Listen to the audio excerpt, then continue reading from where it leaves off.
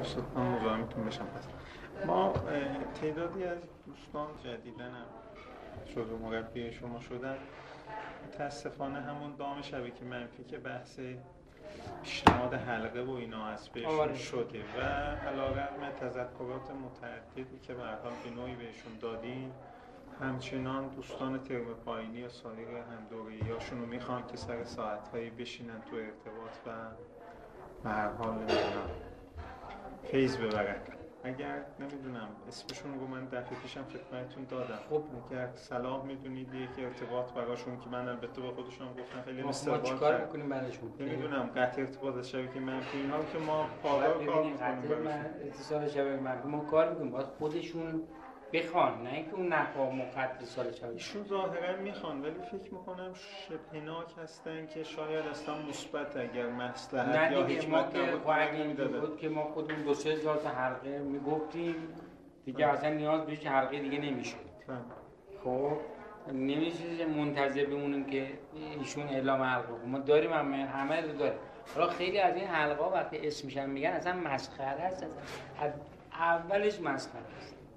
خب حالا مثلا شما گفتید چه حلقه ای اسمشو بپرسید. آگاهیش این بود که ناقوس‌های وحدت را به صدا در آوردن، صدای آن را نمیشنوید. ببینید اینا نشد.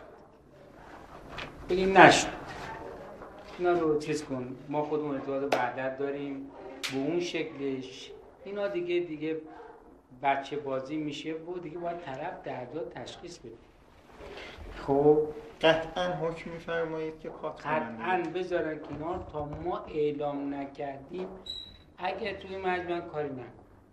چون سقوطشون قطعیه. امروز نه فردا نه پس فردا، یعنی اولین چیزی که میشه از مجموعه جدا میشه. تو حلقه شکایت کرد که خدا رو بنده نیست. چه برسیم مثلا بیاد بگی قطعاً شما بدونین که دیر یا زود اینا از مجموعه جدا میشن. چرا؟ قطعاً شما بدونین که 2 تا حلقه امتحان بکنه دیگه میگه خب من 2 تا از شما اضافه تر دارم دیگه. خب این الست، این جریان الست اینجاست.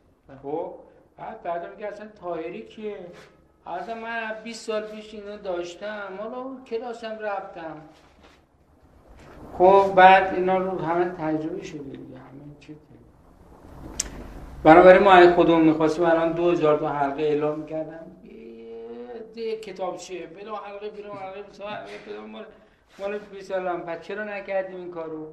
یعنی ما چلمنیم مثلا واسه اون چیزا. ما که شروع کردیم الان همه حلقه رو می‌دادیم تمام شد. خب حالا ایشون حلقه وحدت رو با ناقوس این گذاشته میگه بشین.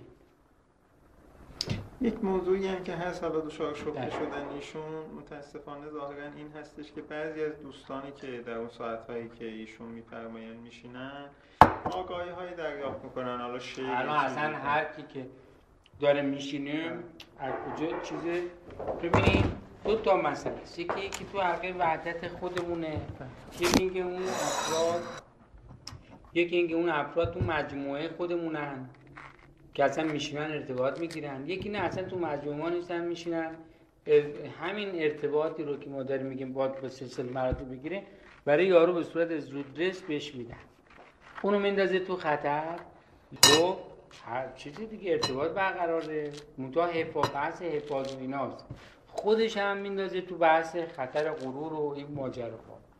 و بعد ما تا امروز کسی ندیدیم نتیجه بگیره. توجه میکنی؟